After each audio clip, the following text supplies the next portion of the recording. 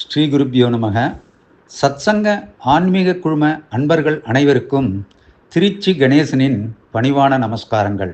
கீதை காட்டும் பாதை தொடர் சிந்தனையில் இன்று நாம் காண இருப்பது கீதையின் 6வது அத்தியாயமான தியான யோகம் ஆகும்.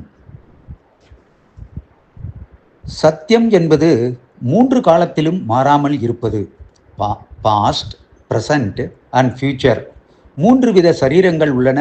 ஸ்தூல சரீரம், சூக்ஷ்ம சரீரம் அண்ட் காரண சரீரம். இதைத்தான் கேஷுவல் பாடி என்பார்கள்.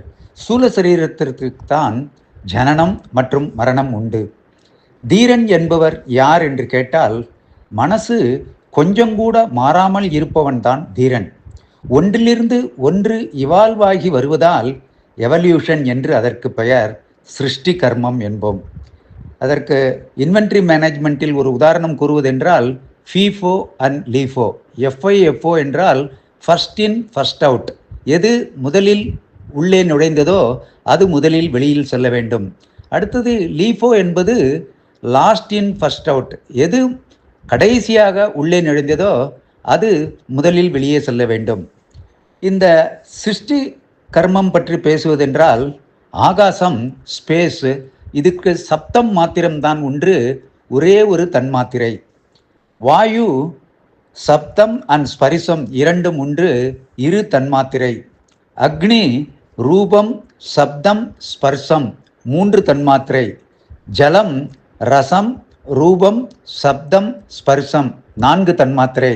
பிருத்திவி, கந்தம் அதாவது வாசனை, ரசம், ரூபம், சப்தம், ஸ்பர்சம் என்று 5 தன்மாத்திரை.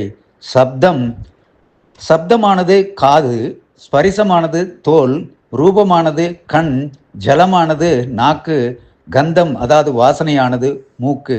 இதைத்தான் அண்டத்தில் இருப்பதுதான் பிண்டத்திலும் இருக்கு என்று கூறுவார்கள். அதாவது வெளியில் உள்ளது, ஸ்பேஸில் உள்ளதுதான் உடம்பாகிய உள்ளேயும் இருக்கிறது என்று கூறுவார்கள்.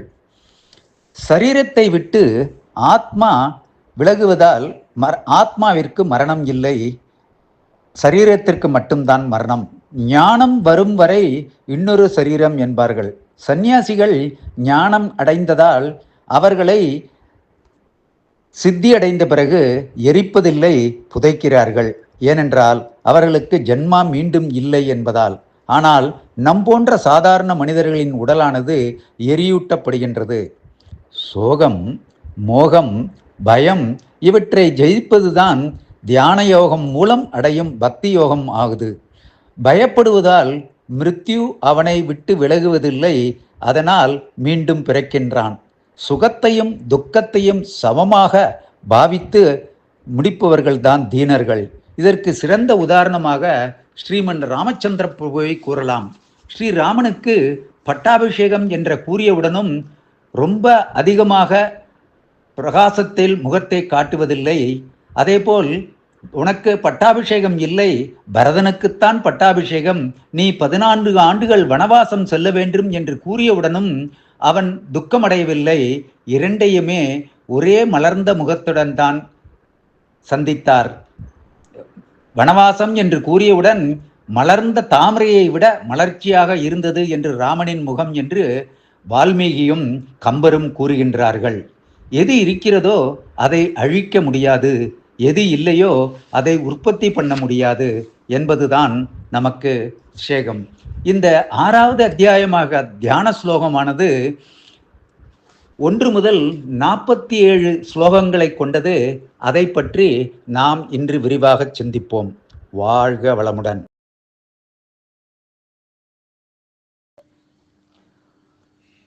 ஐம்புலன்களை தவறான வழியில் ஓடாமல் நிறுத்தி பிடித்து கட்டுப்பாட்டுக்குள் கொண்டு வர மன உறுதி வேண்டும். இந்த ஐம்புலன்களுக்கு நாம் எஜமானன் இல்லை, உள்ளே ஆத்மாதான் எஜமானன். நம் மனதை அதன் விருப்பப்படி புலன்களை திருப்திப்படுத்த அலைய விடாமல் உள்ளே இருக்கும் உண்மை எஜமானன் தண்டிக்கிறான். அடுத்ததாக சொன்னது சமநோக்கு, நல்நோக்கு. இதை பெறாத வரையில் சித்தத்தில் ஏகாக்கிரகம் கிடைக்காது. உலகில் மனிதனை தவிர மற்ற உயிர்கள் ஒருவித பயத்தில் தான் எப்பொழுதும் வாழ்ந்து வருகின்றன. தன்னம்பிக்கை மனிதனுக்கு கொடுக்கப்பட்ட மிகப்பெரிய வரப்பிரசாதம். தன் மீது இருக்கும் நம்பிக்கை உலகில் காணும் அனைத்து சிருஷ்டிகள் மீதும் இருக்க வேண்டும். எல்லாமே தூயவை, கடவுள் சிருஷ்டியில் அனைத்தும் புனிதமானவை. இதில் என்ன பயம் என்ற நோக்கம்தான் சமநோக்கம். குற்றம் நமது பார்வையில்தான் இருக்கிறது. பக்தி ஞானம் என்பவை எவ்வளவு பெரிய மலைகள், ஆறுகள், கடல்கள், அவையல்லவோ சாந்தி தரும். வெளியே தெரியும் கல்லும் மண்ணும் காற்றும் வெளியுமே இவ்வளவு இன்பம் கண்ணுக்கு தரும்போது அகத்தே மலர்ந்துள்ள சிருஷ்டியானது எத்தனை இன்பம் மற்றும் அமைதியை தரும். சித்தத்தில் உண்டாகும் குழப்பம்தான் ஏகாக்கிரத்தை அடைய முடியாமல் தடுக்கிறது. இது இயற்கைக்கு மாறானது, நாமே தருவித்துக் கொள்வது. குழந்தை பருவத்தில்தான் நமது சித்தம் ஏகாக்கிரதையை இயல்பாக பெறுகிறது. காரணம், சித்தம் தூய்மையாக இருக்கும் காலம் அது.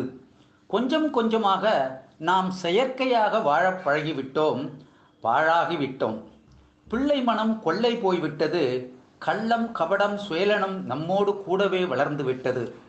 இதுவரை ஏகாக்கிரதை, வரம்புக்குட்பட்ட வாழ்க்கை, சமநோக்கு என்பதை சிந்தித்தோம். இனி வைராக்கியம் பற்றி சிந்திப்போம். பயிற்சி என்ன சொல்கிறது? ஒரு வயலில் பயிரிட நாம் என்ன செய்கிறோம்? நிலத்தை பண்படுத்தி புல், பூண்டு, செடி, கொடிகளை வேரோடு களை பிடுங்கி அவற்றை அழிப்பது ஒரு வேலை. பிறகு நீர் வார்த்து, உரமிட்டு, விதை விதைத்து, பாதுகாத்து வளர்ப்பது. ஒன்று அழித்தல், மற்றொன்று ஆட்கள். ஒன்று விடாமல் தீய எண்ணங்களை சமஸ்காரங்களோடு வேரோடு களைந்து நல்ல எண்ணங்களை விதைத்து மனதை பக்குவப்படுத்தி வளர்க்கும் பயிற்சியில் விளைவதுதான் வைராக்கியம். அனுமனுக்கு சீதை தனது விலையில்லா சிறந்த முத்து மாலையை பரிசாக அளித்தால் பட்டாபிஷேகம் முடிந்த பிறகு. ஒவ்வொரு முத்தாக எடுத்து கடித்து துப்பி ருசித்து வெளியே துப்பிவிட்டார். மாலை காலி. என்ன என்று கேட்டதற்கு, இதில் எதிலுமே என் ராமன் தென்படவில்லையே என்றார் அனுமன். மனதில் நோக்கம் இருக்க வேண்டும். எதிலும் நான் இருப்பதை காண்பாய் அர்ஜுனா என்கிறார் பகவான் ஸ்ரீ கிருஷ்ணர். எதுவும் என்னிடத்தில் இருப்பதையும் உணர்வாய். அப்படி காண்பவன் என்னை எப்பொழுதும் எதிலும் காண்பான். நானும் அவனை எப்பொழுதும் என் நோக்கில் தானே வைத்து கொண்டிருக்க வேண்டும். அப்படி பார்ப்பவன் நானே ஆகிவிடுகிறானே. நானே அவன், அவனே நான். இதுதான் சமதர்சனம். ஒரு கணம் இதை பற்றி யோசிப்போம். கண்ணன் சொன்னது நடைமுறையில் முடியாததா? இல்லை, உண்மையான உழைப்பும் முயற்சி, தன்னம்பிக்கை இவை இருந்தால் சுலபமாக அடைய முடியும். கொஞ்சம் கொஞ்சமாகத்தான் முன்னேற வேண்டும். ஆத்மாவினாலேயே ஆத்மாவை முன்னேற்ற வேண்டும். ஒரு பிறவியில் இது முடியாது போனாலும் இனி வரும் பிறவிகளில் தொடர்ந்து வரும்போது சுலபமாகிவிடும். மரணம் முடிவில்லாத தூக்கம். சாதாரண அன்றாட தூக்கம் சில மணி நேரங்களே. தூக்கத்திற்கு பின் நாம் புத்துணர்ச்சி பெறுகிறோமே, அதுபோல் இனிவரும் பிறவிகளும் ஏற்கனவே செய்த முயற்சியால் பாக்கி உள்ள முயற்சியை எடுக்க முடிக்க உதவும். நம் வலுவை குறைக்கும். நாளையும் 6வது அத்தியாயமாகிய தியான யோகம் பற்றியே சிந்திப்போம். வாழ்க வளமுடன் நலமுடன். குரு வாழ்க, குருவே துணை. ஜெய் ஸ்ரீராம். நன்றி, வணக்கம். திருச்சி கே. கணேசன்.